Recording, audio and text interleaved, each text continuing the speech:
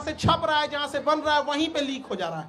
जो पकड़े गए हैं टीचर, उनको फांसी अब तक क्यों नहीं हुआ, इनकाउंटर उनका क्यों नहीं हुआ, घर क्यों नहीं तोड़ा गया, उनका सवाल ये है। एनटीए का एक अफसर है, वो कह रहा है कि पेपर लीक नहीं हुआ है, कुछ क्वेश्चन बाहर आ गए हैं। ये अगर हॉस्पिटल में रहता तो कहता मरीज मरा नहीं है, सांसें बंद हो गई है। इस वाला क्यों आया? इससे पहले जब दरोगा का रिजल्ट हुआ था तो लगभग 20-25 जीप से वो लोग आए थे लोग, और पूरा ये स्टेज दरोगा से भर गया था। तो मोहल्ला वाले लोग डर गए कि लगता है खान सर के ऊपर छापा उपा पड़ गया है, इतना पुलिस वाला आया उठा ले जाएगा यहाँ पे। बाद में पता चला कि मिलने आया था लोग यहाँ। तो ये सारे लगभग 12,000 से ज्यादा बच्चे हैं और ये अभी एक हॉल में बैठे हैं। उद्देश्य यही है, इन लोग के जैसे हजारों लाखों बच्चे तैयारी कर रहे हैं, जो पेपर लीक हो जाता है, ऐसे न जाने कितने गरीब मिडिल क्लास के बच्चों का सपना तोड़ दिया जाता है।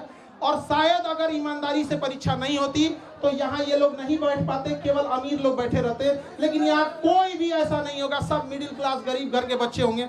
मकान मालिक के सताए हुए हैं, हॉस्टल में इन लोग को अगर मकान मालिक और बिजली विभाग से भी कहते हैं, आपके माध्यम से कहते हैं बिजली विभाग से भी, कि ये जिस हॉस्टल में रहते हैं वहाँ इन्वर्टर वगैरह नहीं रहता, तो कम से कम स्टूडेंट एरिया का लाइट ना काटा जाए। आप लोग सहमत है कि नहीं जी? स्टूडेंट एरिया का 2-2 घंटा लाइट काट देता है, ऐसा कहता है कि दुनिया भर में बिजली दे रहे हैं, यहाँ पे मंगल ग्रह पे बिजली सप्लाई करेगा, पहले विद्यार्थी के देते बिजली। यहाँ पे नीट परीक्षा के लिए इनका कहना है, तो कुछ पत्रकार हम टीचरों को कहीं कह रहे हैं कि हम लोग के पास पता नहीं क्या बुद्धि वगैरह का, उनका कहना है कि हम लोग के पास इतना बुद्धि नहीं है। अजीब हाल है। देखिए, नीट पेपर में कहा गया कि एयरफोर्स पेपर को पहुंचाएगा, अच्छी बात है, आप इनिशिएशन ले रहे हैं, लेकिन समझिए मलेरिया की बीमारी में टाइफाइड का इंजेक्शन नहीं मारा जाता है।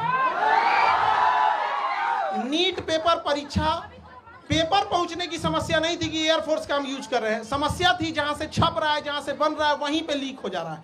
जो पकड़े गए हैं टीचर, उनको फांसी अब तक क्यों नहीं हुआ, इनकाउंटर उनका क्यों नहीं हुआ, घर क्यों नहीं तोड़ा गया, उनका सवाल ये है।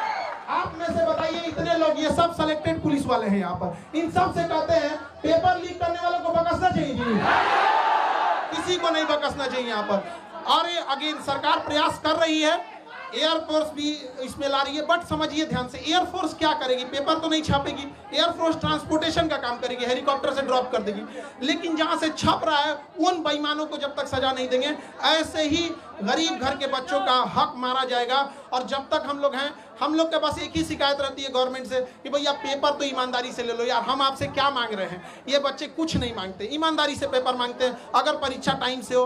देखिए, अभी एनटीए को गरिया रहे थे लोग, एनटीए का एक अफसर है, वो कह रहा है कि पेपर लीक नहीं हुआ है, कुछ क्वेश्चन बाहर आ गए हैं। ये अगर हॉस्पिटल में रहता तो कहता मरीज मरा नहीं है, सांसें बंद हो गई हैं। पागल है सब वहां बैठा हुआ, हम क्या बोलेंगे? अभी एनटीए को गरियाया आदमी, मन नहीं भरा, सीयूईटी का पेपर नाश दिया। बताइए एक बच्चे के मनोबल पर कितना बुरा असर पड़ेगा, हम लोग परेशान हो जाते हैं। और पत्रकार में कुछ लोग कहते हैं कि हम लोग, शिक्षक लोग को कुछ आता नहीं, पढ़ा के पसीना से कपड़ा भीग जाता है। यहाँ पे जितना पसीना ये लोग बहाते हैं, उतना साथ में हम लोग भी बहाते हैं। ये बैठ के पढ़ते हैं, हम लोग खड़ा होकर पढ़ाते हैं यहाँ पर। लेकिन अगर कोई पेपर लीक कर देता है ना, बताइए कैसे बर्दाश्त। ये एसी में रहने वाले को नहीं पता चलेगा कि इन बच्चों का पूरा चेहरा देखिए, पढ़ते पढ़ते भीग जाते हैं पसीना से, लेकिन कोई सुनने वाला इनका नहीं।